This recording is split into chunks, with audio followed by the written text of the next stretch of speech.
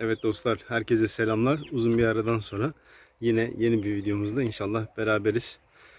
Güzel bilgiler paylaşacağız, güzel şeyler göreceğiz inşallah tavuklarımızdan, kümesimizden. Malumunuz Eylül ayındayız artık. Sonbahara girdik. Sonbahara girerken de tabii kümesimizde, tavuklarımızda bir sürü değişiklik oluyor aslında. Yani bu her mevsim değişiminde olan bir şey. Ama sonbaharda bunu daha çok hissediyoruz biz. Tavuklarımızda bir sürü değişiklikler oluyor ve bunun farkında bazen varamayabiliyoruz.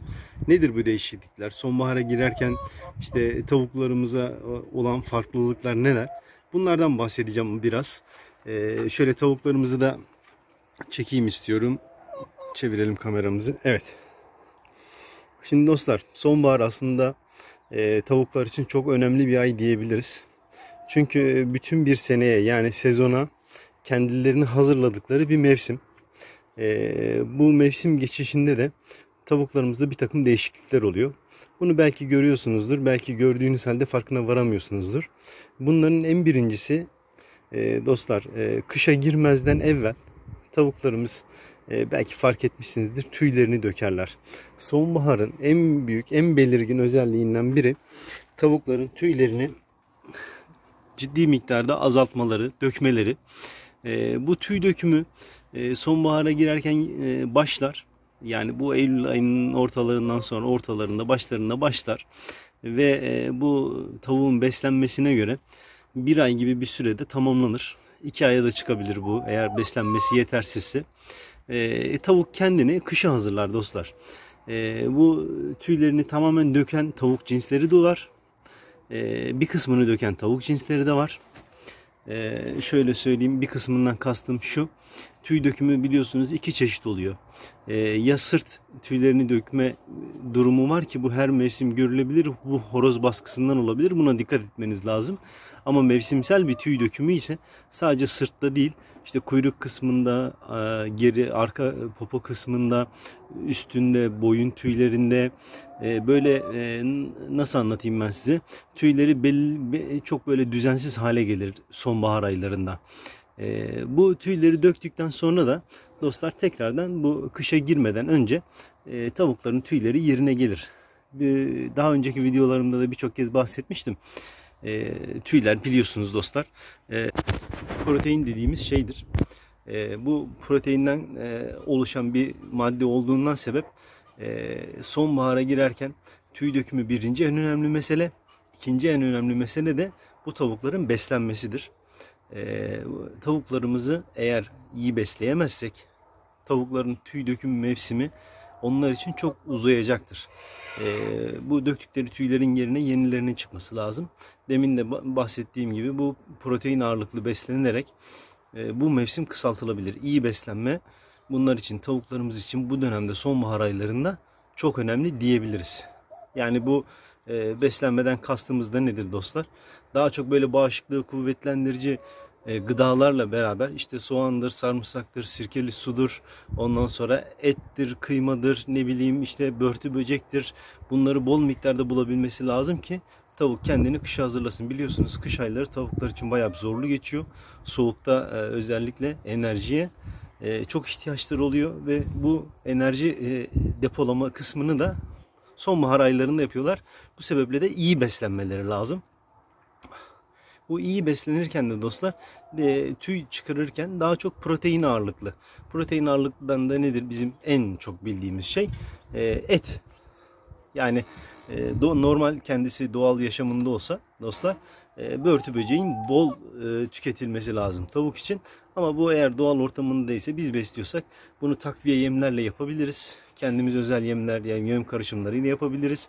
Ayrıyeten işte ettir, kıymadır, ne bileyim işte kemikli şeylerdir. Bunlardan da verebiliriz hayvanlarımıza ve bu süreci onlar için en verimli bir şekilde atlatmamız lazım. Evet, ne dedik? Sonbahar ayları bunun tavuklarımız için çok önemli. 2-3 tane en önemli mesele var. Birincisi tüy dökümü, ikincisi bu tüy dökümünü rahat atlatabilmeleri için iyi beslenmeleri lazım. İşte tüyleri neden oluşuyor? Proteinden. Protein ağırlıklı beslenmesi lazım. Ya bunu özel yemlerle yapacağız, destekleyici, işte böyle vitaminli, böyle proteinli ki aldığımız hazır yemlerin içinde muhteviyatı yazar, içeriği yazar. Onlarla beraber desteklememiz lazım hayvanları ki bu dönemi iyi atlatsınlar, kışa hazır girsinler, sağlıklı girsinler ki kışında hasta olmasınlar. Kış hastalıklarının en büyük sebeplerinden biri aslında sonbahar aylarında iyi beslenemeyen tavukların güçsüz düşmeleri diyebiliriz dostlar. Üçüncü bir husus, sonbahar aylarında birçok yorum geliyor. Yani benim videoların altına bu şekilde bir sürü yorum geliyor. Nedir? İşte tavuklarımız yumurtlamayı kestiler. Az yumurtluyorlar, hiç yumurtlamıyorlar. İşte tüyleri döküldü, yumurtadan da kesildi, ne yapacağız gibi. Dostlar, bu mevsimde tavuklarımızı yumurta yapmaları hususunda yumurta yapmak zorlamayacağız. Eğer zorlar isek eğer, tavuk zaten tüy mevsiminde, tüy çıkarma mevsiminde olduğu için bütün enerjisini buna yönlendirecek. Bütün gücünü buna yönlendirecek. Bütün gücünü kış hazırlık için kendi bünyesine yönlendirecek. Tabi doğal olarak da yumurta yapmayı azaltacak veya kesecek. Hiç yapmayacak. Hiç yapmadığı dönem olacak. Bu dönemde tavuklarımıza böyle yumurtayı arttırıcı, böyle sürekli yumurta yapmasını gerektiren yemler vermemek lazım. Veriyor isek de diğer yemlerden de, besleyici yemlerden de, işte bu bizim kendi karışımımız olabilir veya dışarıdan aldığımız vitaminli yemler olabilir. Onlardan çok iyi desteklemek lazım ki tavuğumuz güçsüz düşmesin. Aslında şöyle söyleyebilirim dostlar.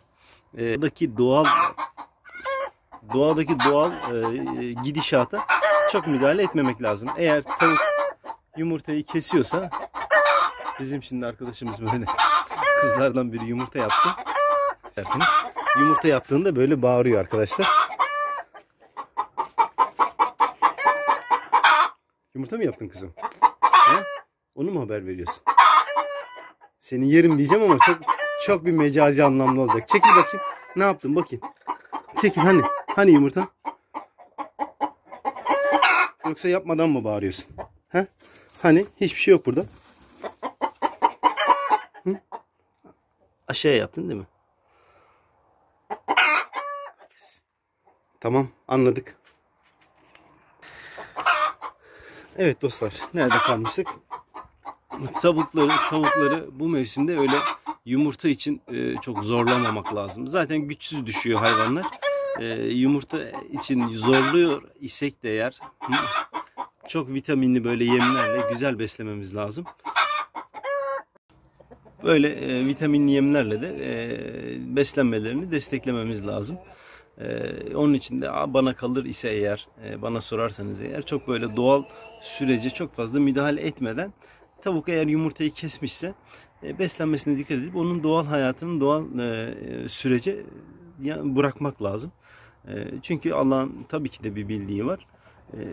Yani Rabbim o tavuğa o mevsimde, o ayda yumurtlamayı kes dediyse, yani biliyorsunuz insanlar öğrenmek için, tavuklar programlandığı şekilde yaşamak için, ya da hayvanların hepsi öyle diyebilirim insan haricinde, o şekilde geliyorlar. Tavuk yumurtlamıyorsa bir bildiği vardır yani. Tüy çıkarıyordur, vücudunda başka bir şey vardır. Öyle sürekli böyle yumurta yemiyle besleyerek hayvanı zorlarız arkadaşlar. Bu zorlamadan böyle doğal haline, zaten bir ay içinde eğer iyi besliyorsak kendi haline dönecektir. O sebeple de çok zorlamanın bir anlamı yok bana sorarsanız eğer. Demin dediğim gibi sonbahar aylarında 3 tane önemli kriter var. Birincisi hayvanların tüy dökümü. Buna dikkat edeceğiz. Bu horoz baskısından olmayacak ama arkadaşlar. Yani horoz baskısından tüy dökümü sadece sırt kısmında, horozların ayaklarını üzerine koydukları yerlerde olur. Bir de tepe şu kısımda tüy dökümü olur. Horoz baskısından dolayı olan tüy dökümünden bahsetmiyorum. Tavuğun genel vücut kısımlarında, işte sırtının büyük bir çoğunluğunda, kuyruk kısmında, geri kısmında, boyun alt kısmında olan tüylerden bahsediyorum. Eğer böyle bir tüy dökümü varsa mevsimsel bir tüy dökümüdür. Onu da açıklayalım. Tüy dökümü çok önemli. Tüy dökümüne giren tavuğu beslemek, iyi beslemek çok önemli. Ayrıyeten bu tüy dökümü mevsiminde tekrardan tüy çıkaracağı için protein ağırlıklı beslenmeye, yani besleneceğinden, ona ihtiyaç duyacağından Bu sebeple de yumurtayı da azaltacaktır. Bütün enerjisini, vücudundaki bütün vitaminleri, şeyleri bu tüy çıkarımına vereceğinden dolayı yumurtalarda da azalma olacaktır. Hatta birçok tavuk yumurtasını kesecektir. Yumurta alamayacaksınızdır. Bu çok normal. Mevsimin gayet normal bir şey. Şimdi bu dışarıdan ilk kez besleyenler, dışarıdan bakanlar tavuğun mütemadiyen, yani her gün yumurta yaptığını zannediyorlar. Öyle düşünüyorlar. Tavuklarda biliyorsunuz öyle bir şey yok. Mevsime göre değişiyor. Mevsime göre yumurtanın sıklığı değişiyor. İşte o sebeple de marketlerde bazen diyorlar ya, işte yumurtanın fiyatı arttı, yazın arttı, işte sonbaharda arttı, şu dönem ucuzladı gibi. O aslında tabi hayat pahalılığından da geliyor, o şeylerden de geliyor. Hepimiz Allah yardım etsin, ama büyük çoğunluğu da tavuğun kendi doğal halinden geliyor. Bol yumurtladığı zamanlar ucuz, az yumurtladığı zamanlar pahalı oluyor. Bu da az yumurtladığı dönemin içindeyiz. Daha sakin oluyor tavuklar. Böyle bir bahardaki gibi, ilkbahardaki gibi böyle canlı, böyle kıpır kıpır olmuyor hayvanlar. Biraz daha böyle sakinleşiyorlar sonbaharda. Kendilerine herhalde Rabbim öyle bir his veriyor ve kışa hazırlıyorlar. Benim söyleyeceklerim bu video için bu kadar arkadaşlar. Eğer gene kafanıza takılan sorular olursa yorum kısmına yazabilirsiniz. Elimden geldiğince cevaplamaya çalışıyorum. Geç cevapladığım zaman da kızmayın bana. İşler güçler bayağı bazen yoğun olabiliyor. Hepiniz kendinize iyi bakın. Allah'a emanet olun.